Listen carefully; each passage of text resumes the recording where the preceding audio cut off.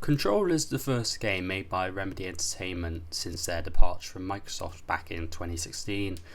Now, Remedy Entertainment haven't made too many games in their time, but the ones they have made have been quite successful, with their main release being the Max Payne franchise, which they created the first two games of under Rockstar, who then went on to make a movie and the third game, but since those two didn't do very good, the series has been on ice for the last decade.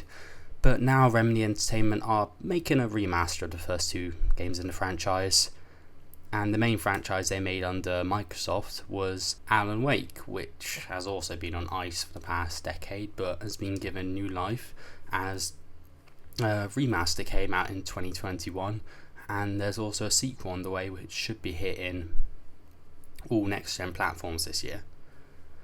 Now, after this, Remedy Entertainment next notable game was Quantum Break.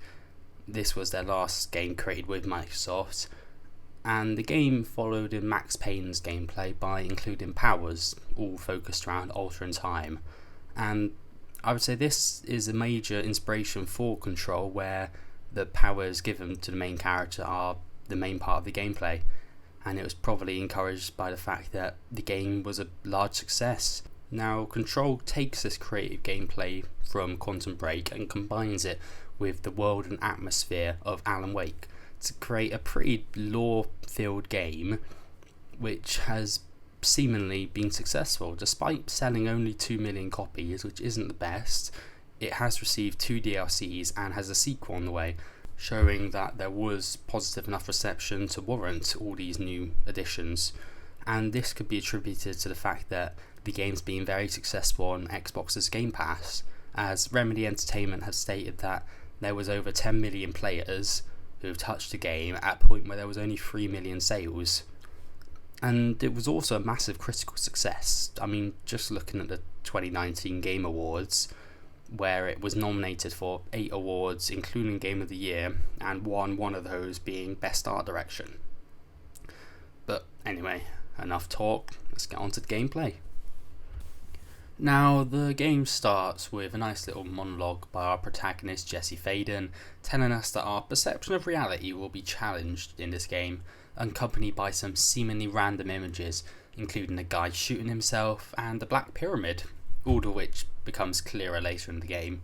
So we enter a large empty office building, the Federal Bureau of Control, and walk about until we meet the janitor, Atty, who speaks cryptically and sends us to an elevator for an interview.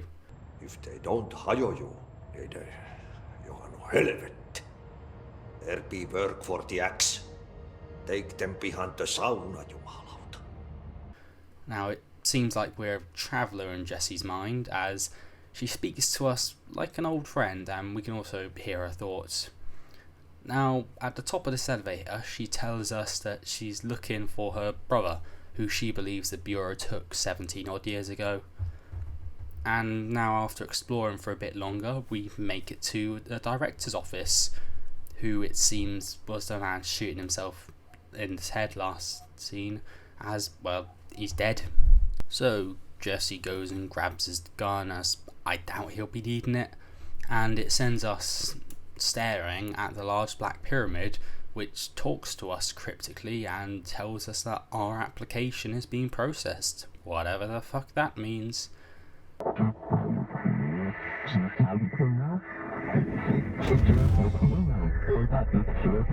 And there goes the poster.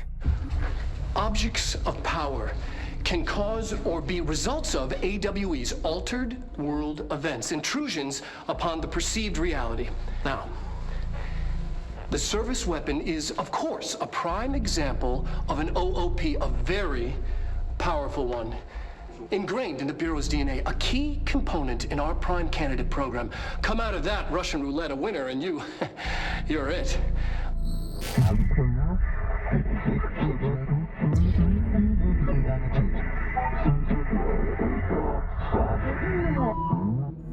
Look at this place. Where am I? Now, after some flashing images, including a video of a guy called Darling, who will be more important later, we're transported to the astral plane, which happens each time we acquire a new power, and kind of acts as an area for tutorial of this new power.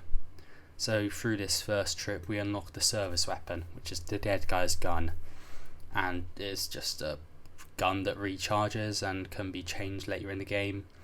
So after this we learn that the dead man, Trench, is warning us of an oncoming threat, as he kind of speaks to us throughout the game.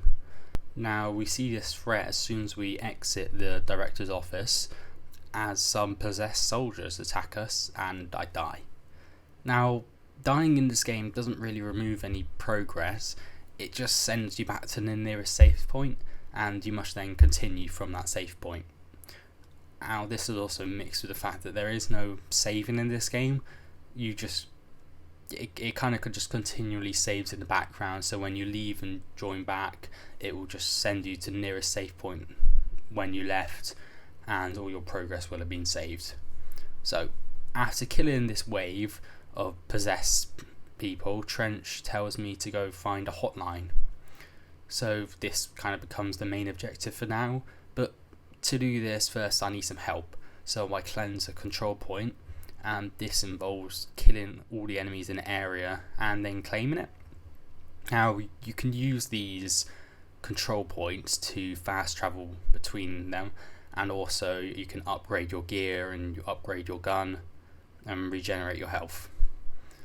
So after I claim my first control point, I meet some non-possessed people who recognise us as the new director. Now these people are led by scientist Emily Pope, who gets us to try and unpossess someone. It doesn't exactly work and they just die, so it seems we can't save the infected.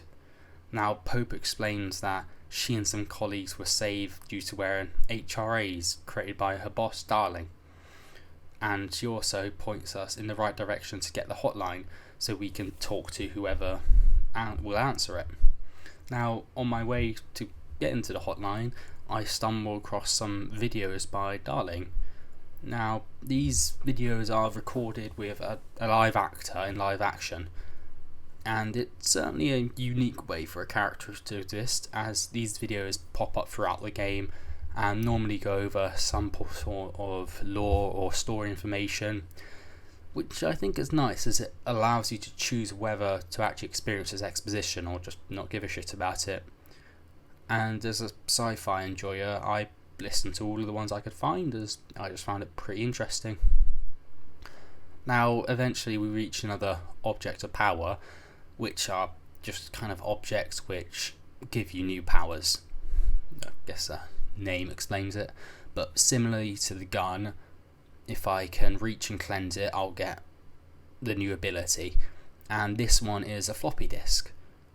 So like the gun again, it sends me to the astral plane where I will check out the new power, and this power is kind of the main one used throughout the game, which is the ability to just throw shit about. You kind of gain telekinesis powers, telekinetic, however the fuck you say it, and you can throw shit about for massive damage. And this is pretty damn fun, especially when paired with Control's highly interactive environment, where almost all of the items are able to be thrown about, and even if there are no items about, you can simply rip parts of the wall out and use this to throw shit at enemies. Now after fighting a little sod who just kept dodging just as I flew at him, I made my way closer to the hotline, where I'm sent to the Ocean View Motel. Now the Ocean View Motel pops up throughout the game, and it's kind of a way for the game to change what happens once you entered it. It's a bit odd, but in this case you just solve a puzzle and it created a bridge towards the hotline. Now when I go on this hotline, I have a conversation with both the upside down pyramid, who's called the Board. That's kind of, playing this game you kind of learn more about them, but there's still a bit of a mystery. And we also have a word with Trench, who tells us that we should find someone called Marshall, who should have really created a plan to stop whatever's threatening the Bureau. But to find Marshall, we first need to get the lifts working, and to do this, he needs to go down to maintenance and fix the power plant. Now, in maintenance, I meet up with Atty the janitor again, who's definitely got some sort of supernatural thing about him.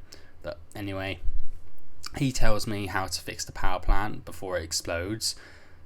And now, down by the power plant, I meet up with Chief Arish, who is just a chief of security who points me in the right direction to fixing the power plant. So to fix it, first I need to just unclog some pipes, which don't exactly look too good. But anyway, I just shoot the big blob and that unblocks the pipes. And then I also need to fix a generator. To do this, you use your telekinetic powers to just kind of put some blocks on a wall. Just simple shit. Now anyway, after the elevators are working again, so we can go find Marshall. But that's the end of my first 3 hours, so no more gameplay. Now, I thought this game was pretty damn good, having played it all, and it has some very heavy sci-fi plot and focus, so if you enjoy that, you will enjoy this game. But it could be a bit too heavy for someone who kind of wants just more of a casual game. And the same kind of goes for its gameplay, which is pretty damn enjoyable once you get used to the mechanics, especially in the late game when you unlock things like flying. However, it can be a bit annoying and took me a while to get used to, but still, it's good if you give it a chance. Now, bugs wise, the game had some solar flaring, but not too much, and there was a bit of uncanny valley with the character faces, but this is minimized by the game's pretty damn amazing tone and theme, which limits the characters that are there for a more horror isolation vibe. And this is also helped out by the eerie sound design created by the constant chants of those floating sods. But overall, it's a pretty damn solid game, and I would recommend giving it a try.